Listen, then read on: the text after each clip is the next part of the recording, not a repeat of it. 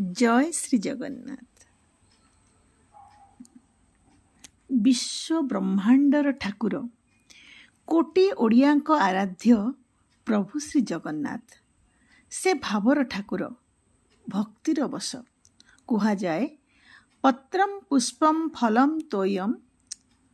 से धनरत्न कि आभूषण चाहती नहीं, चाहती केवल टिकिए निष्कपट भाव और निश्चल प्रेम। पुरी जिबा बाटरे पड़ुथबा मालती पाटपुर ग्रामर नामकरण पछरे लुचि रहिछि एपरि एक अश्रु सजल करुण और आध्यात्मिक गाथा जहा शुणिले आपणक आखिरु आपे आपे दुई बिंदु अश्रु निगाड़ी आसिबो। एहा हेउछि जगतर नाथ जगन्नाथ एवं जणे अभावी कुनी झियो मालतीर अपार्थिव भाई भौणी संपर्कर कहानी। पुरी निकटस्थ पाटपुर ग्राम, सेठारे बसवास करुथिला एक गरीब सरल और निष्कपट परिवार। स्वामी स्त्री 5 वर्षर पुओ और 3 वर्षर कुनी झियो मालती।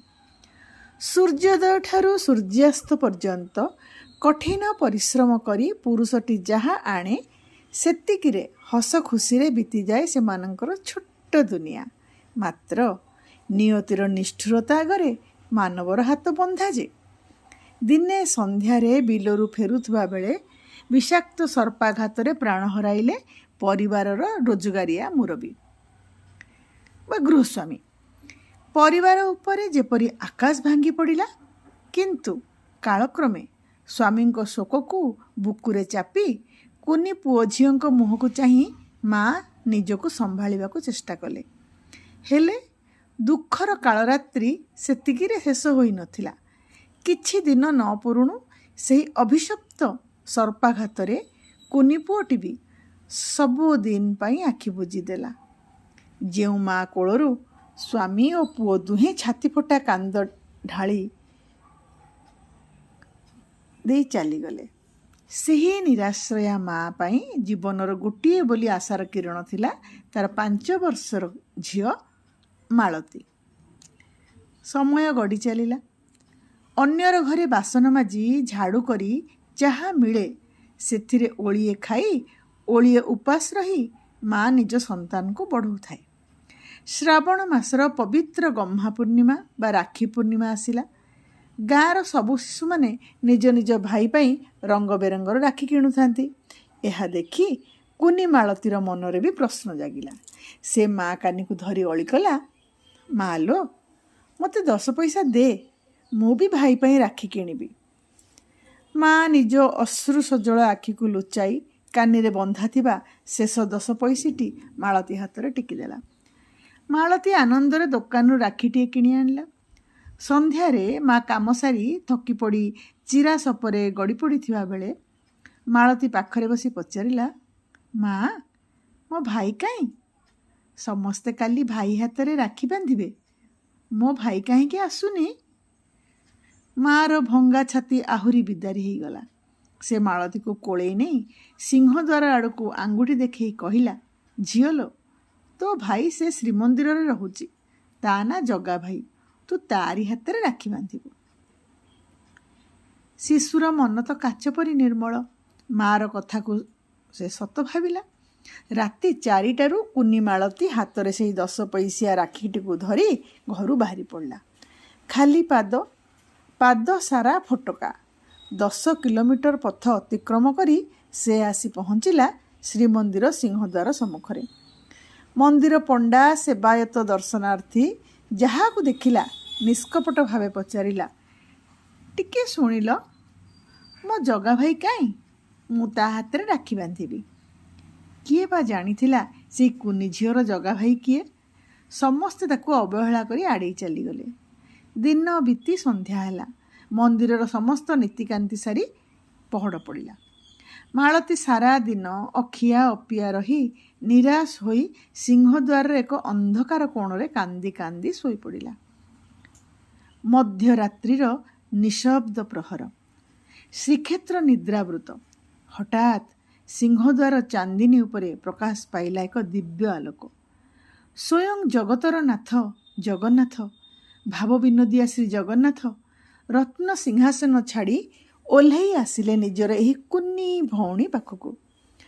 କୋମଳ ସ୍ପର୍ଶରେ ମାଳତୀର ମୁଣ୍ଡରେ ହାତ ବୁଲେଇ ଡାକିଲେ, ମାଳତୀ, ଏ ମାଳତୀ, ଉଠ ମା, ମୁଁ ପରା ତ ଜଗା ଭାଇ, ଆ ଶୀଘ୍ର ମୋ ହାତରେ ରାକ୍ଷୀ ବାନ୍ଧିଦେ। ମାଳତୀ ଆଖି ମଳି ମଳି ଚାହିଁଲା। ଦିନ ସାରାର କ୍ଳାନ୍ତି ତାର କ୍ଷଣକରେ ଉଭେଇଗଲା। ସେ ନିଜର ଗାଁ ସରଳତାରେ ଜଗତର ନାଥଙ୍କ ଶ୍ରୀହସ୍ତରେ ସେହି ସାଧାରଣ ରାକ୍ଷୀଟିକୁ ବାନ୍ଧିଦେଲା।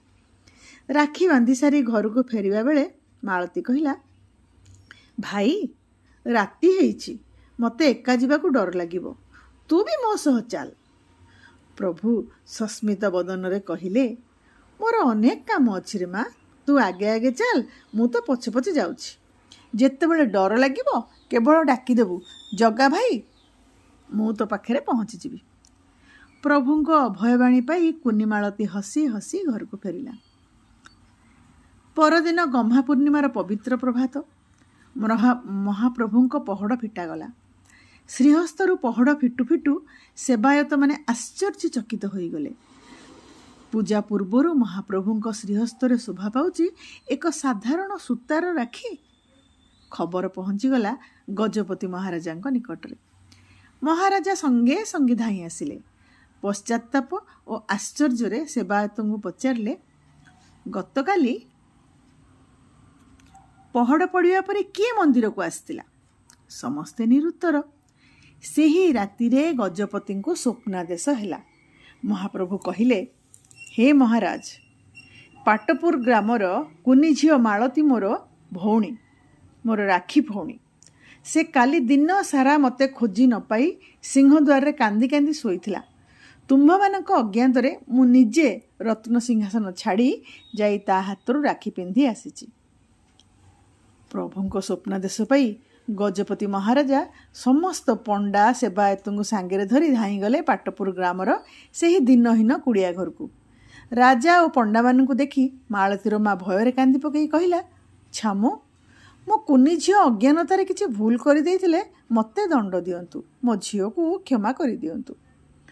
ଗଜପତି ମହାରାଜ ଏବଂ ସମସ୍ତ ସେବାୟତ ଅଶ୍ରୁପୂର୍ଣ୍ଣ ନୟନରେ କୁନି ମାଳତୀର ପାଦ ତଳେ ନଇଁ ପଡ଼ି କହିଲେ, ମା ଲୋ, ଆମକୁ କ୍ଷମା କରିଦେ, ଆମେ ପାପୀ।